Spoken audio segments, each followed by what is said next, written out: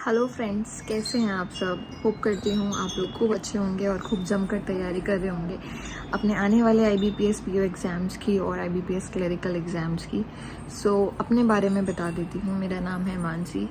मैंने 2015 में United India insurance exam, जो कि एक PSU इंश्योरेंस कंपनी है, उसका एग्ज़ाम क्लियर करा था and all over India I got 8th rank in that. वो एक इंश्योरेंस सेक्टर की जॉब थी। वहाँ पर 1 साल काम करने के बाद मेरा सिलेक्शन IBPS PA के थ्रू कैनरा बैंक में हो गया था 2016 में।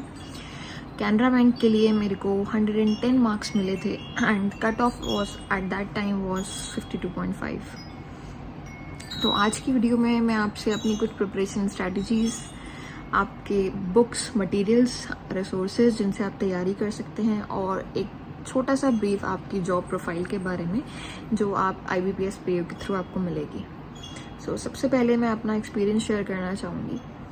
सबसे पहले आप अपना मेंस प्री देते हैं, उसके बाद आपका इंटरव्यू होता है। इंटरव्यू में बेसिकली मैं अगर अपना पर्सनल एक्सपीरियंस शेयर करूँ तो I got 5 people panel during the interview. उन्होंने नॉर्मल क्वेश्चन पूछे थे मेरी प्रीवियस जॉब के बारे में। करंटली आप क्या होप कर रहे हैं, आप क्या एस्पायर करते हैं जॉब से, और कुछ basic stuff regarding computers knowledge, जो बेसिक होता है, बहुत ज़्यादा बेसिक, नॉट वेरी मच। अगर आपके पास थोड़ी बेसिक कंप्यूटर नॉलेज होगी तो भी it will be very good for you. थोड़ा सा अगर मैं इंटरव्यू की बात करूँ तो आपको इंटरव्यू में थोड़ा सा कॉन्फिडेंस आपके अंदर होना चाहिए। बॉडी लैंग्वेज आपकी अच्छी होनी चाहिए। सबसे इम्पॉर्टेंट तो यही होता है, बिकॉज बेसिकली इंटरव्यू इतना ज़्यादा, इंटरव्यूज़ लाइक जो टोटल रेशियो हमारे पूरे एग्ज़ाम का वो 80-20 रेशियो है। 80 जो है आपके मार्क्स हैं वो आपके सिर्फ रिटन एग्ज़ाम से आ जाते हैं, और जो 20 मार्क्स हैं वो आपको इंटरव्यू से मिलते हैं। अगर आप, मेरा ऐसा मानना है, दोनों ही इम्पॉर्टेंट है, बट अगर आपने अपनी तैयारी प्री और मेंस के लिए अच्छे से कर ली, इंटरव्यू में आपकी अच्छी बॉडी लैंग्वेज, आपको कॉन्फिडेंस शो करना है बेसिकली, और फिर आपका हो जाएगा। It's not that tough. अगर ऐसा होता है कि आपके मेंस में अच्छे मार्क्स नहीं आते हैं, तो आपके लिए थोड़ा सा चैलेंजिंग रहेगा इंटरव्यू को क्लियर करना, बिकॉज इंटरव्यू इतना स्कोरिंग भी नहीं है, बट इंटरव्यू एक मेन स्टेप है एग्ज़ाम को क्लियर करने का और उस प्रोफाइल को लेने का। नेक्स्ट आते हैं आपका जो प्रोसेस होता है जॉब एक्सपीरियंस का। तो सबसे पहले जो ये प्रोफाइल होती है, इसको हम बोलते हैं आप IBPS PO, और आप बोल सकते हो, अगर आपने कभी सुना हो, आपकी एंट्री होती है, जो प्रोफाइल होती है, वो उसे हम कहते हैं JMGS स्केल 1। तो JMGS stands for junior management grade scale 1। तो जब आपकी एंट्री होती है तो आप स्केल 1 ऑफिसर के रूप में आपकी एंट्री होती है, जिसे हम JMGS स्केल 1 ऑफिसर भी कहते हैं। बेसिकली आपकी एंट्री जब होती है तो या तो आपको वो लोग ब्रांच में पोस्ट कर सकते हैं, या फिर आपको एडमिन यूनिट्स में, जो कि हमारे एडमिनिस्ट्रेटिव ऑफिसेस होते हैं, वहाँ पर पोस्ट कर सकते हैं। स्टार्टिंग में कुछ ट्रेनिंग्स होती हैं आपकी, जो कि सबसे पहले ऑन द जॉब ट्रेनिंग भी हो सकती है, और कई बार क्लासरूम ट्रेनिंग भी होती है। मेरे केस में स्टार्टिंग में वी गॉट क्लासरूम ट्रेनिंग, जो कि एक हमारी 23 डेज़ की ट्रेनिंग थी, जहाँ पर उन्होंने हमें बहुत बेसिक एसेंशियल स्टफ, जो कि आगे जाकर हमारे करियर में काम आएगा और जॉब में हेल्प करेगा, वो सब कुछ बताया था। रेस्ट उसके बाद आपको वो लोग पोस्टिंग दे देते हैं। मे बी आपकी लोकेशन के आधार पर, जैसे फॉर एग्जांपल आपको दिल्ली पोस्टिंग मिलती है तो आप दिल्ली के किसी एडमिन यूनिट में भी जा सकते हो, और दिल्ली में जो ब्रांचेस हैं वहाँ पर भी जा सकते हो। तो ब्रांचेस में बेसिकली जो बेसिक ब्रांच स्टफ होता है आप वही देखते हो, बट आपके पास बहुत सारा रिस्पॉन्सिबिलिटी होती है, आप ऑथराइज़र होते हो हर चीज़ के लिए। आप काम वहाँ पे करते करते धीरे धीरे सीख जाते हो, बट हाँ, आपको बहुत बेसिक एसेंशियल नॉलेज होनी चाहिए, जो आपको अपने प्रीवियस एक कॉन्फिडेंस के थ्रू भी आती है, और जो एक अच्छे बॉडी लैंग्वेज के थ्रू भी आप गेन करते हो। तो आपको बेसिक एसेंशियल स्टफ बताया जाएगा, जो कि इतना टिपिकल नहीं है, जो कि आप ऑन द जॉब करते करते आप सीख जाओगे। तो और इम्पॉर्टेंटली 2 साल का प्रोबेशन होता है आपका। 2 साल के बाद आप कंफर्म होते हो ठीक है, और उसके बाद आपका नॉर्मल स्टार्ट होता है। प्रोबेशन के लिए आपका एग्ज़ाम होता है जो कि आप बोल सकते हो इन ऑर्गेनाइजेशन ही एग्ज़ाम होता है, तो it's not a very big deal, तो आप वो लोग इजीली क्रैक कर लोगे। प्रियांशु सर के चैनल को ज़्यादा से ज़्यादा शेयर करिए, लाइक करिए, कमेंट करिए, सब्सक्राइब करिए, बिकॉज अगर आप इस चैनल से पढ़ाई करते हैं तो आप मान के चलिए कि बेसिकली आपके जो मोस्ट इंपॉर्टेंट क्वेश्चंस हैं जो सर करा रहे हैं वो कवर होने ही होने हैं। रीजनिंग में जो उन्होंने जितना भी कंटेंट अभी तक आपको कराया है, आप मान के चलिए कि 20 से 25 क्वेश्चन श्योर शॉर्ट उनके चैनल से ही आने वाले हैं, तो आप जम के उनके चैनल से तैयारी करिए। रेस्ट मैथ्स का सिलेबस उनका कंप्लीट हो चुका है, करंट अफेयर्स का सिलेबस भी ऑलमोस्ट कंप्लीट हो चुका है। इकोनॉमिक एंड बैंकिंग अवेयरनेस का जो कंटेंट करा रहे हैं वो डे टू डे अपडेट होता रहेगा और एग्जाम होने से पहले तक पूरा कंप्लीट हो जाएगा। तो मेरी आपसे सलाह है कि आप उनके चैनल को रोज देखिए, रोज वहाँ से पढ़ाई करिए, तभी आप जो कॉन्टिन्यूस इम्प्रूवमेंट कर पाएंगे और आप मान के चलिए कि आपका एग्ज़ाम इजीली निकल जाएगा। सबसे इम्पॉर्टेंट स्टेप जो पूरे प्रोसेस का है वो है प्री और मेंस क्लियर करना।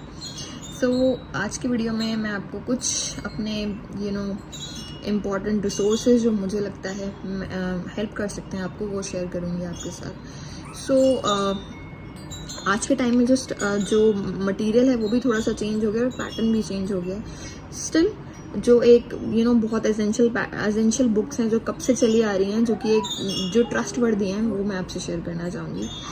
मेरे हिसाब से अगर हम सबसे पहले बात करें तो सबसे पहले अगर हम बात करते हैं डेटा एनालिसिस और इंटरप्रिटेशन की, जो कि ठीक है, एंड सेकेंडली अरिथमेटिक की। सो फॉर अरिथमेटिक आप कैट लेवल की कोई भी बुक ले सकते हो, ठीक है। और अगर हम बात करें तो कैट लेवल पर सर्वेश कुमार वर्मा जी की बुक है जो कि काफ़ी अच्छी है, जो कि आपको बहुत हेल्प करेगी। आप उसमें बेसिक कॉन्सेप्ट्स हैं, आप उसको पढ़ के क्लियर कर सकते हो अपने कॉन्सेप्ट्स को, एंड साथ ही क्वेश्चंस भी हैं। सेकेंडली अगर हम बात करें डेटा इंटरप्रिटेशन की, तो डेटा इंटरप्रिटेशन अड्डा 24/7 जो कि पहले बैंकर्स अड्डा हुआ करता था, उन्होंने बहुत अच्छा मटेरियल कंपोज किया हुआ है, तो वो आपकी बहुत हेल्प कर सकता है। सो डेटा इंटरप्रिटेशन के लिए आप अड्डा 24/7 की बुक्स को यूज़ कर सकते हैं। थर्डली रीजनिंग में आते हैं। रीजनिंग में हमारे पास रीजनिंग बाय एस चंद की बुक काफ़ी अच्छी है जो मैंने यूज़ करी थी, ठीक है, तो आप वो यूज़ कर सकते हैं। सेकेंडली अगर हम बात करें रीजनिंग के लिए, प्रीलिम्स के लिए, एस रीजनिंग बाय अड्डा 24/7 की भी एक बहुत अच्छी बुक है जिसको आप ले सकते हैं। आपको सारी बुक्स लेने की ज़रूरत नहीं है, बट कुछ बुक्स आप ज़रूर ले सकते हैं। सो मैं 2 बुक्स के नाम आपसे शेयर कर रही हूँ, आप वो प्लीज़ ले सकते हैं। First is new approach to reasoning by Arihant and the second one is S reasoning by Adda 24/7। So next is आपका इंग्लिश सेक्शन, जो बेसिकली मुझे पर्सनल फेवरेट है मेरा, वो है plinth to paramount by Neetu Singh ma'am. So वो एक बहुत अच्छी बुक है, आप उसको पढ़िए। आपके इजी कॉन्सेप्ट्स बहुत इजी हैं, अच्छे से क्लियर हो जाएंगे। और सबसे अच्छी बात इस बुक की है कि वो बुक हिंदी और इंग्लिश दोनों में अवेलेबल है। सो वो लोग जिनको थोड़ा सा इंग्लिश में प्रॉब्लम है, जो कि कॉन्सेप्ट्स क्लियर नहीं होते हैं, वो ईजिली उस बुक को हिंदी वर्जन उसका यूज़ कर सकते हैं और आराम से समझ सकते हैं। पूरे एग्जाम में हमारा इंपॉर्टेंट फोकस रहता है कॉन्सेप्ट्स क्लियर करने पे, तो ये जो बुक्स मैं आपको बता रही हूँ इनसे आपके कॉन्सेप्ट ज़रूर क्लियर होंगे, ठीक है। तो plinth to paramount by Neetu Singh and next is word power made easy by Norman Lewis. So ये बेसिक बुक है वोकैब की।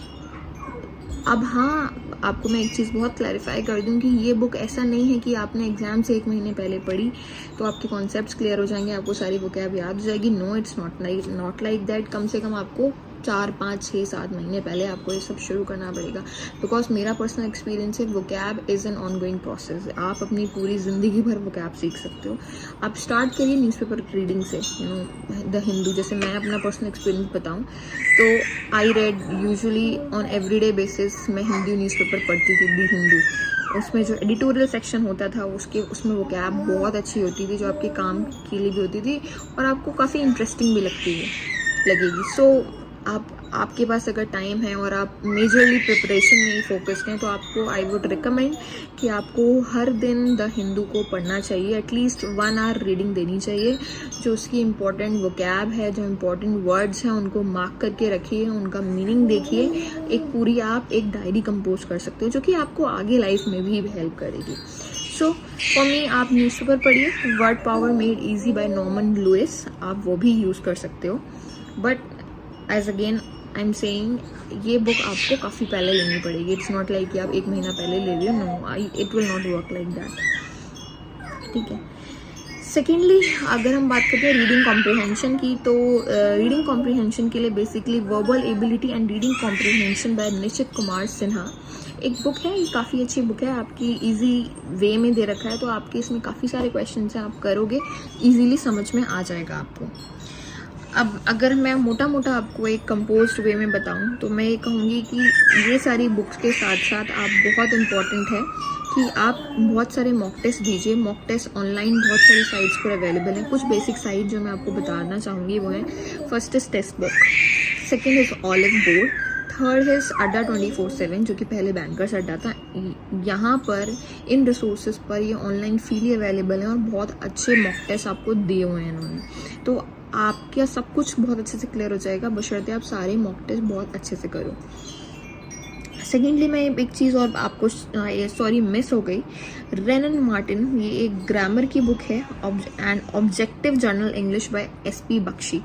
ये बुक आप हमेशा अपने पास कैरी करा करिए. It's not about banking exam, ये आपको बहुत सारे आगे रेलवे के एग्ज़ाम है, इंश्योरेंस सेक्टर के एग्ज़ाम है और बहुत सारे एग्ज़ाम्स में ये आपको बहुत हेल्प करेगी.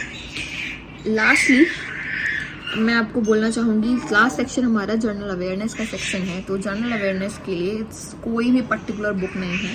आप online ample resources are available. ठीक है, कोई बुक की ज़रूरत नहीं है आपको. बेसिकली आप करंट अफेयर्स होता है, आपका बैंकिंग अवेयरनेस होती है और स्टार्टिंग GK होता है. इन सबको सॉल्व करने के लिए बेसिकली आप स्टडी IQ, ग्रेड अप, अड्डा 24/7 एंड टेक्स्ट बुक के बहुत अच्छे रिसोर्सेज ऑनलाइन अवेलेबल हैं. आप उनको यूज़ करिए और आपकी बहुत अच्छी तैयारी होगी. इम्पॉर्टेंटली मैं आपसे ये कहना चाहूँगी कि आप प्रिपरेशन करने के लिए मॉक टेस्ट जितना ज़्यादा से ज़्यादा हो सके आप मॉक टेस्ट को दीजिए.